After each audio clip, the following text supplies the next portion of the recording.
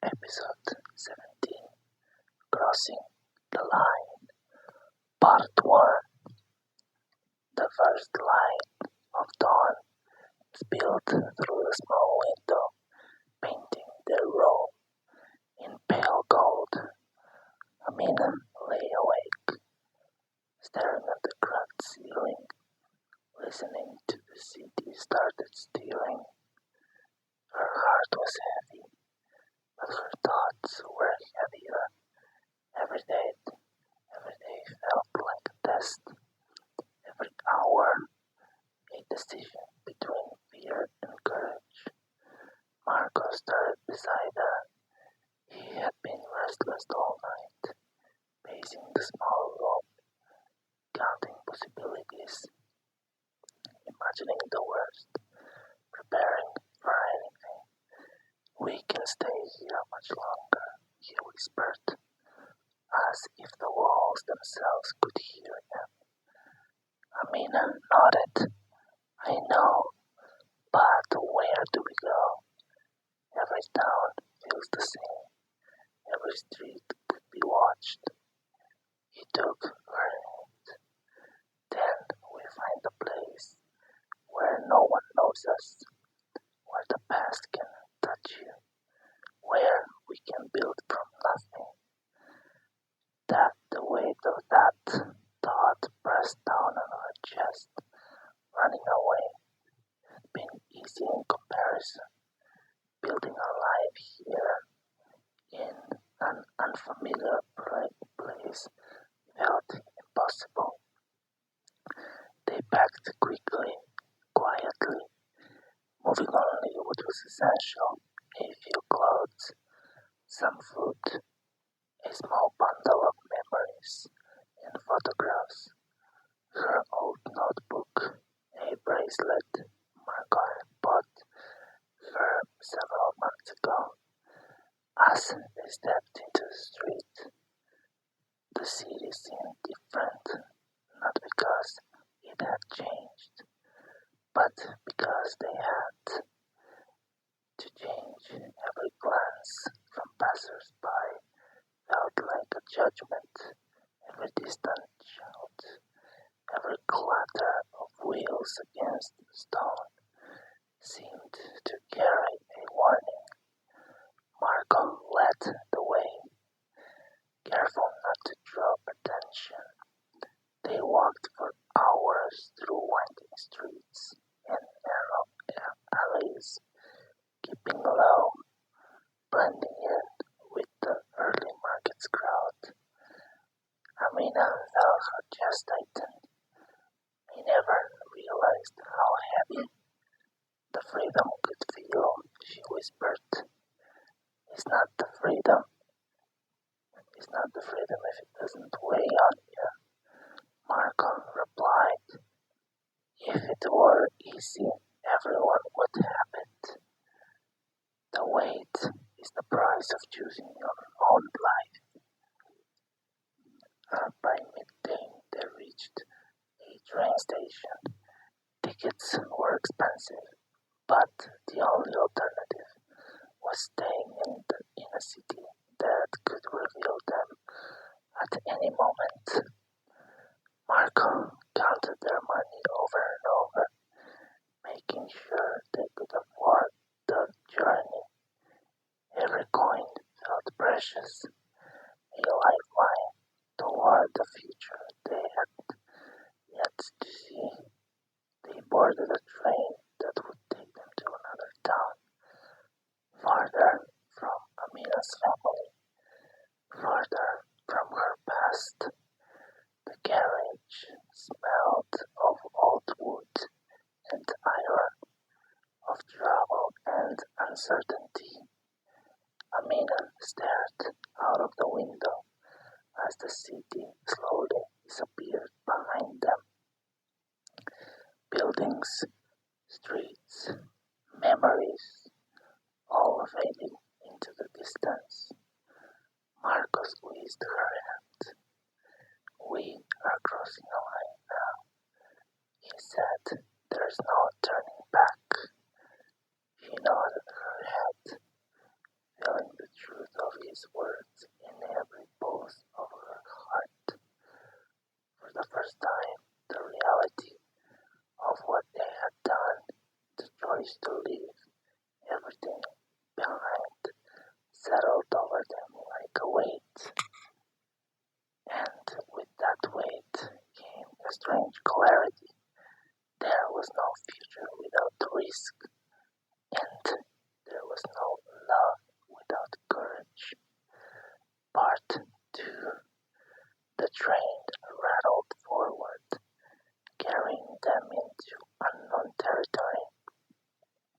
Amina pressed her face against the glass, watching the countryside stretch and blur past.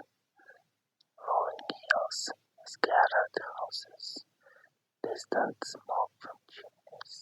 Everything looked peaceful, but peace felt like a stranger to her now.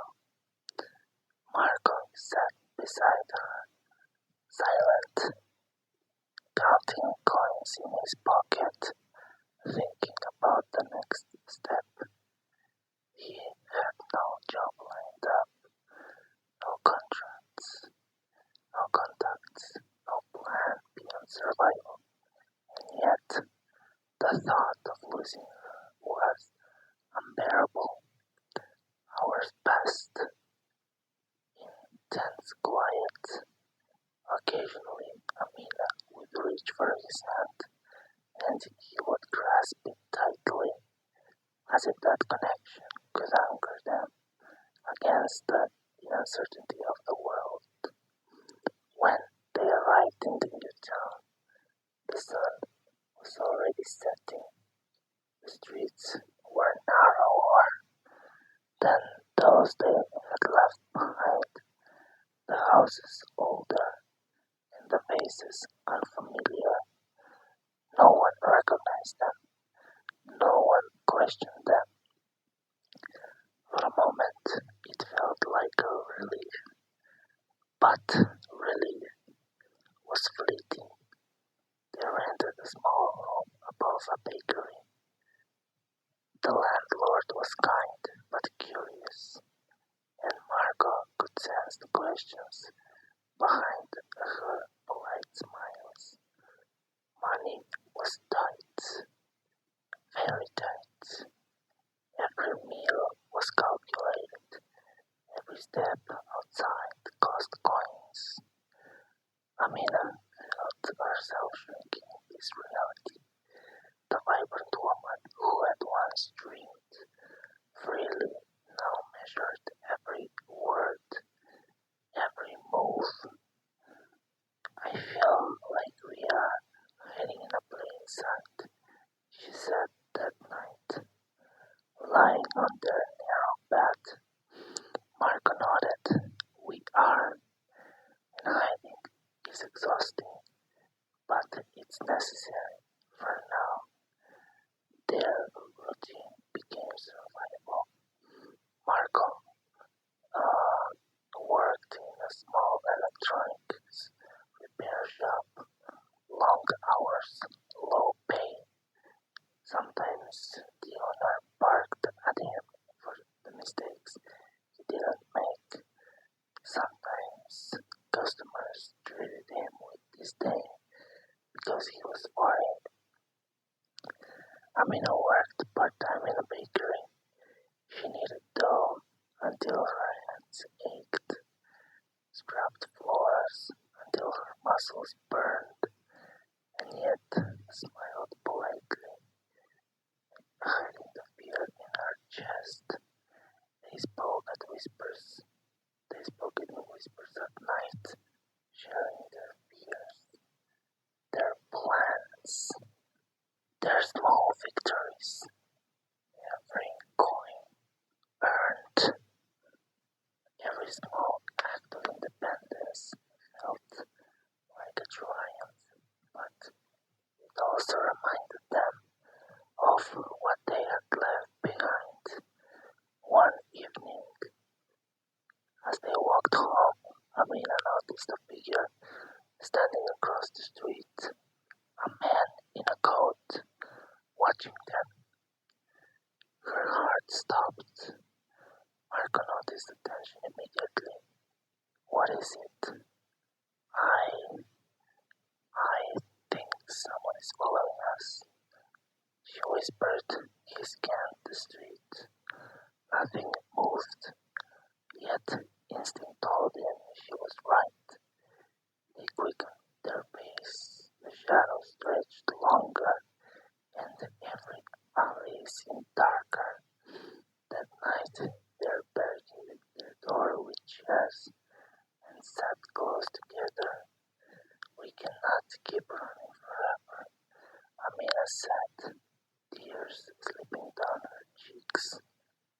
No, Marco said softly, but we can survive together, and one day we will find a place where we don't have to hide. She rested her head on his chest, listening to the steady rhythm of his heart, a fragile comfort in a world that felt unsafe. But as they slept, dreams of her family, of strangers watching, of voices that demanded obedience, haunted her. Freedom, they realized, came at a cost far higher than they had imagined. And tomorrow they would have to cross another line. Part 3. The next morning, the town seemed ordinary. Children ran through the streets, vendors shouted their prices, and the smell of fresh bread drifted through narrow alleys. But for Marco and Amina, every sound was a reminder that they were not invisible. They left their room cautiously, walking side by side. Marco kept his hand on hers, a silent promise that he would not let anything harm her. They stopped at a small market to buy food. Amina noticed faces that lingered a second too long, gestures that seemed pointed, questions that were never asked aloud. She felt eyes on them wherever they went. Do you think they followed us? She whispered. Marco glanced around. Maybe, but we cannot let fear rule us. Not yet. We have to move forward every day. The rest of the day passed in a quiet tension. They explored the town carefully, searching for work opportunities, safe spots, and places to rest. By evening, they returned to their small room, exhausted but determined. Marco, Amina asked hesitantly, do you ever think about what we left behind? He paused, sitting on the edge of the bed. Every day, every single day. But I also think about what we have now. Each other. That's worth more than anything we've lost. She nodded, though the guilt weighed heavily on her. Her parents, her home, the life she had walked away from it, all felt like chains pulling her back. Night fell and the city became quieter. They sat together in the dim room, sharing a small meal, whispering plans for the coming days. Suddenly, a knock sounded at the door. They both froze. Marco motioned for her to stay calm. Marco motioned for her to stay calm, he opened the door just a crack. No one, only the shadow of a figure disappearing into the alley. Someone's watching us, whispered Amina, trembling. We know they can't reach us easily, Marco said, trying to sound calm. But we have to be careful. Every step, every movement, every word. Freedom isn't given freedom. That night, as they lay together, Amina whispered, I'm scared of losing you. And I'm scared of what freedom is costing us. Marco held her tightly. We will not lose each other. Whatever comes, we face it together. Shadows of the past will always follow us, but they cannot touch our hearts. They slept lightly, dreams haunted by eyes and voices from home, but hearts connected, unbroken. The journey had crossed lines they never imagined. They had left everything familiar behind, but with each step into uncertainty, they learned